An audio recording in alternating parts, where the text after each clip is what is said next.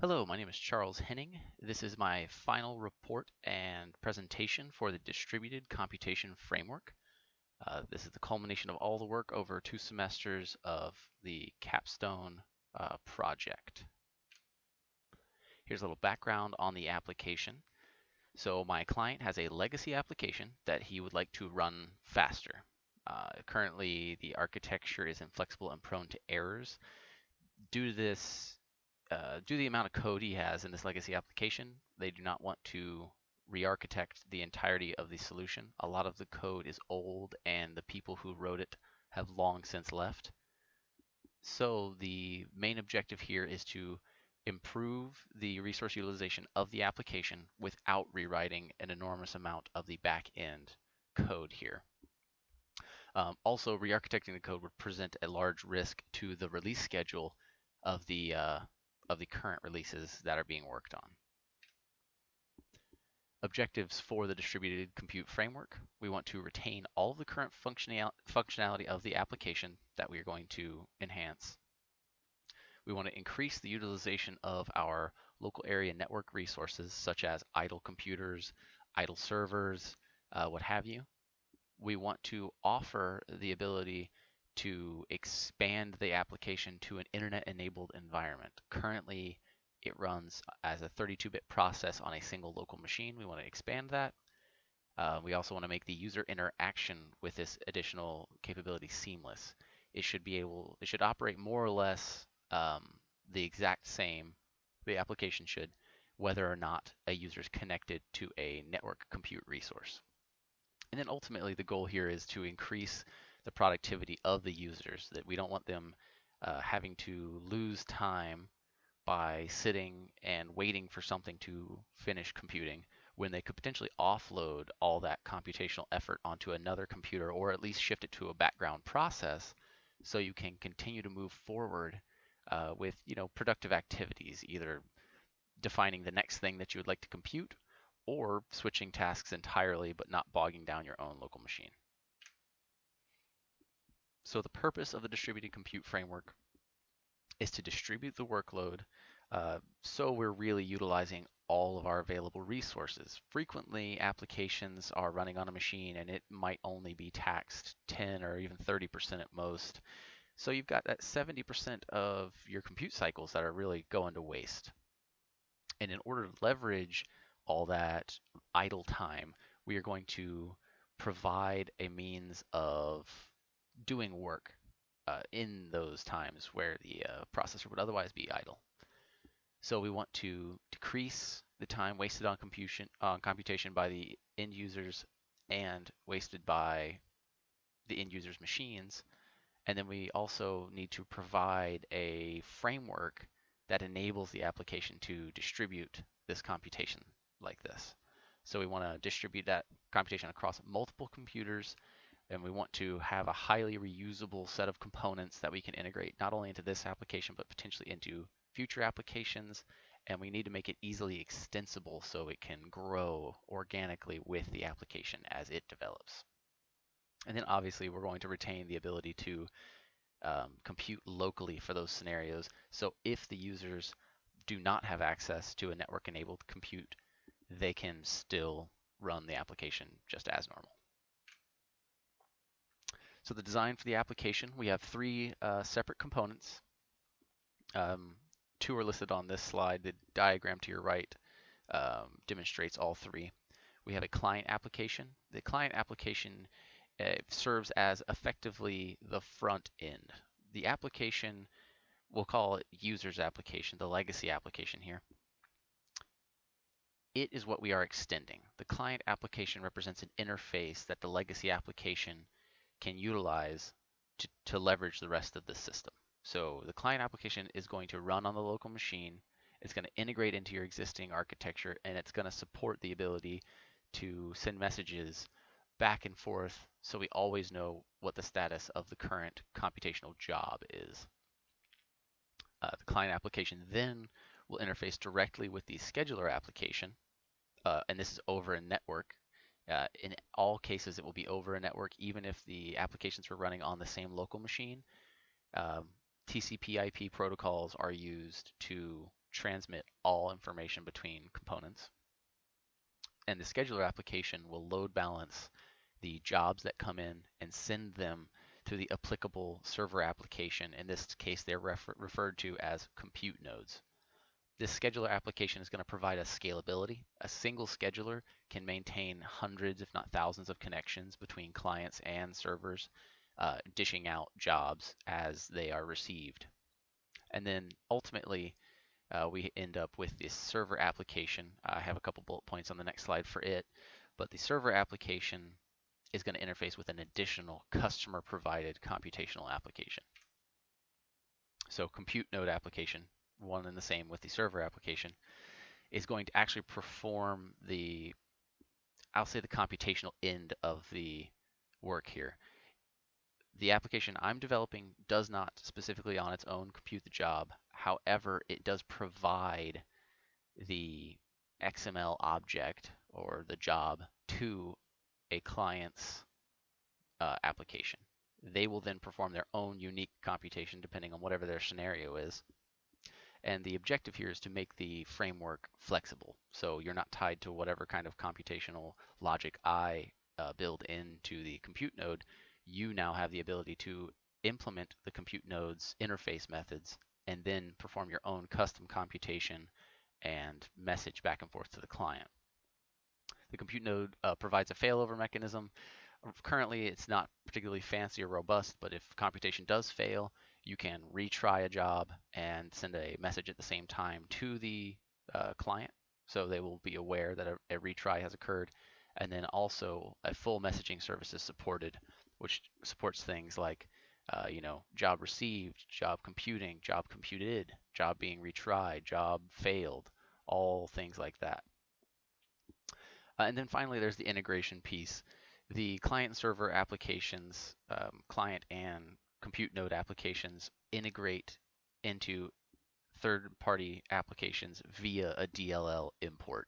They are C# DLLs and are basically just you can refer to them in your project and then execute all of the interface API commands you need. The scheduler is a cross-platform module. It's written in ASP.NET. However, it can be deployed or it can be utilized by any development platform. It does need to be deployed on an IIS, a Microsoft IIS server. Once it's been deployed there, you can call it from anything, Java, what have you. And then another goal here was minimal code required on the end users, or well, not end user, I suppose, but on the developers end when they actually implement these DLLs. You're going to import the DLLs and then you're going to write some very simple connection logic that sends the job out to be computed and then accepts these messages and accepts the job when it gets back. So on implementation, it's actually changed a little bit from the initial design. The customer indicated that a .NET solution would be more convenient for him. His entire code base is .NET based currently. So I went ahead and developed in C# these applications instead of developing them in Java, which was the initial design approach. The client applications implementation went off without a hitch. It's very simple to import the DLL and then exercise the interface methods. It supports several functions. It allows you to connect to a scheduler and send a job, and it also has a event handler for any messages that are received back from a compute node. Additionally, the architecture changed just a little bit during implementation because I realized that the messaging service was going to place an undue amount of traffic on the scheduler. That architecture change resulted in the compute node sending all of its messaging direct to the end, back to the original client, versus the initial design was to have all traffic go through the scheduler, which meant that if a message came from a particular compute node, it would have to go through the scheduler and get rerouted again back to the client. In order to skip that hop and hopefully reduce load on the scheduler, now the server application has the ability to directly forward messages to the origin client.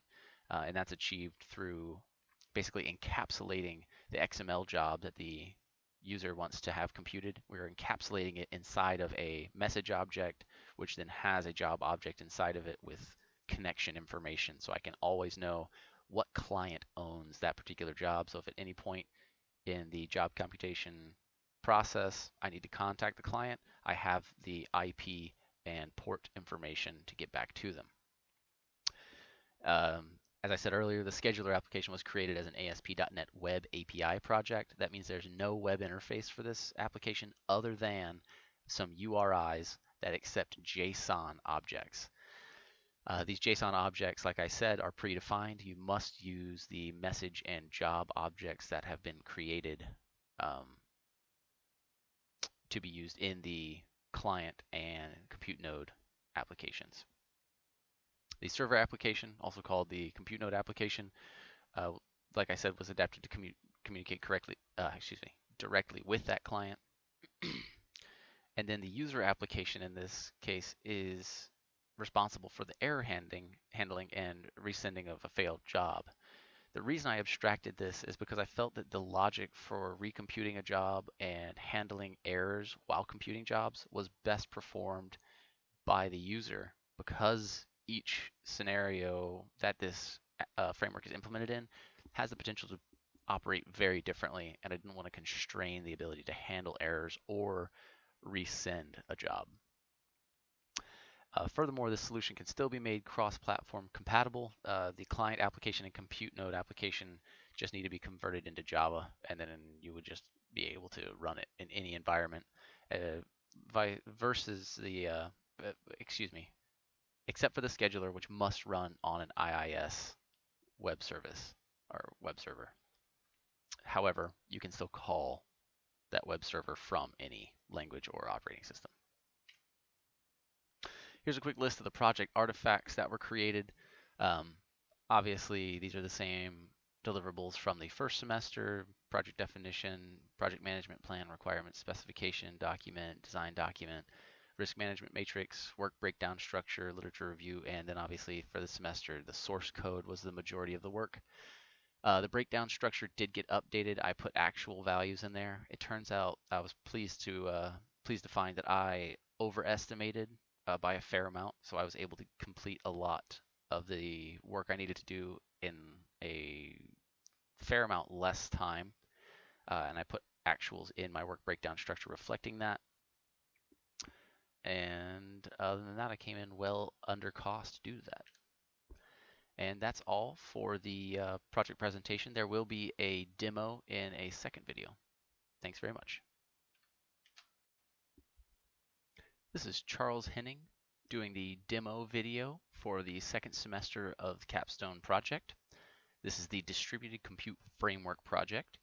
I'm going to demo for you now the 3 separate components that make up the Distributed Compute Framework. I'm going to start with the scheduler application here on your left. Make this a little larger. Now, the scheduler application is a ASP.NET Web API application. The critical items are here listed on the right of your screen in the Solution Explorer. The job controller is the main entry point, which specifies the API URLs that are made available to you. Firstly, we have the compute job URL, and so this is right now, because of where it's running, it's localhost port number / compute job to get to this. This accepts a JSON object from the body of a message, and it's expecting a message object, which I will show you the data class for in a minute. Upon successfully determining that we have a registered compute node, we return a OK after adding the job to the queue, the new job. And then we also call the send out jobs function, which verifies that all servers, all compute nodes that currently have compute capacity have been assigned any available jobs. And that's just to make sure that we don't have any lingering jobs in the computational queue. In the event we don't have any servers registered, we return back an internal server error with an error content of unable to compute job because no servers are available, exclamation point. Moving on, we have register server. This is a compute node utilized API call. This accepts a compute node object, as you'll see here, and we want to verify that we have a valid compute node being passed in. So as long as the IP address is not null and the port number is greater than 0, we add that compute node into our collection of compute nodes. And if it's since we now have more capacity, assuming this compute node has some capacity, we again say, okay, verify if we have any jobs waiting to go and send them to our new compute node. And we return okay. If it is an invalid compute node, we do again return an internal server error. Finally, we have an update capacity. This call is used every time a compute node finishes a job. It will call the scheduler and say, okay, I've finished my last job, update my available capacity to whichever number. That number is determined by the compute node itself. And then again, once we update that capacity, we are going to check and verify that all jobs that are available for computing have been sent out as is reasonable. Moving on, so I explained that in great detail. I'm not going to go into as much detail on some of these other components, but we have the compute node manager, obviously manages your compute nodes and also handles returning of compute node capacities and actually setting up a compute or a job to be computed, specifically send out jobs. There's a lock on this because this is a multi-thread application. Uh, a new instance of this application is not created for each request. And this goes through, identifies where we have a capacity greater than 0 for one of our compute nodes and sends the job there and then removes the job from the job queue. Then we have a couple data objects in our models namespace here. The compute node object itself has a connection socket, a capacity, an IP address, a port, and then it actually hosts a function called compute job. Compute job is what actually sends the job object to that particular compute node and also updates the capacity of the compute node. We have a job object, which is a wrapper for the XML object that is sent to be computed. Data is that XML object which has been serialized into a string. XML serialization to a string is very simple. There's several ways to do it. And then message is our other wrapper class, which actually wraps around the job object. The function of the message class is to contain string text that we can send back and forth in between our client and server app or client and compute node applications to make sure that the status of the job is always made available. And we have sender IP address and sender port number, so we can always communicate back and forth between each other. So I will go ahead and I will start the scheduler application here. You're going to see that opens up a local host at a port number, and HTTP error is provided, and that is strictly because there's no HTTP content to be displayed here. I have not configured it to display any images. So that is functionally working. I'm going to let that run in the background while I show you our other two components. First, I will show you the compute node. So this is our compute node that I have created. I've written a driver program for it, which would simulate a client application that's extended it. So we'll start with the actual compute node itself.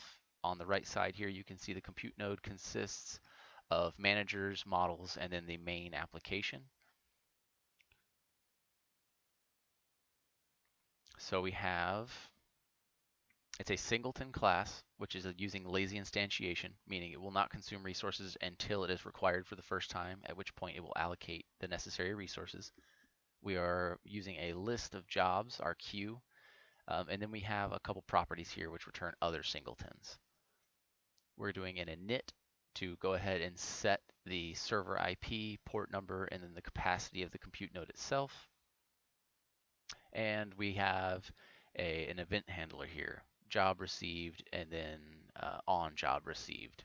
Job received is what the users will subscribe to outside, or when they extend the compute node application, they will subscribe to this job received event, and then each time a job appears, their application will be notified and they can take action based on that. Then we have a couple objects that are shared with that scheduler that you saw before. So this message is identical to the one you saw on the scheduler. The job received event args is how we pass the job externally through the interface boundary. Again, the job class is identical.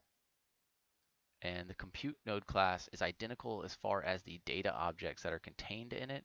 However, it does not contain the socket connection because it's not necessary for it here, and it does not contain the compute functionality because it is not necessary here. So just the data objects are identical in this case. As far as implementation of the application, I have generated just a placeholder scenario here. We have loops, value, and result. Loops and value are generated randomly before we go ahead and compute, and then the result is where the value of the computed value goes. So here's our example implementation. This is by no means the way that this has to be set up. I just went ahead and constructed it this way because it was convenient for testing purposes. But this is strictly a driver application. We are going ahead and we are initializing the compute node application, giving it a local IP address, a port number, and then we're sending it a capacity value. So now that's going to register our compute node at this IP with this port number, and it says that we can handle one job at a time. Next, we are going to go ahead and connect to our scheduler instance, which is running at localhost 52.94.1, and we are going to subscribe to the job received event. Once we've done that, we're going to go ahead and we're just going to enter an endless loop, and this is simulating a program waiting or doing other work while we are basically waiting for a job to be received. So once we have received job, we're going to go ahead and calculate the job, which happens here. I've got some trace statements, excuse me, and some write lines so we can see what's going on. I'm using some thread sleep statements to simulate long computational times. And then I'm also running, and this is a random, mind you, so it's not static. That's to do additional stress testing. And then we are sending some messages as well. So we're using the API to send out a job received message when we get the job, a job computing message when we are actually doing the computation. After the computation has completed, we are coming down here. We are serializing our XML node, and we are sending it back. And this is a JSON serialization. This is required to interface with the scheduler that is explained in the software design document. And then we are sending back a complete job right here. And that goes along with the associated job. So I'm going to go ahead and start up the compute node. Compute node does not do anything until jobs are received. So we'll move over here to the client application. Okay, so you can see that this client application is very similarly formatted to our compute node application. That's no mistake. The client application is essentially the input interface, whereas the compute node or server application is the output interface.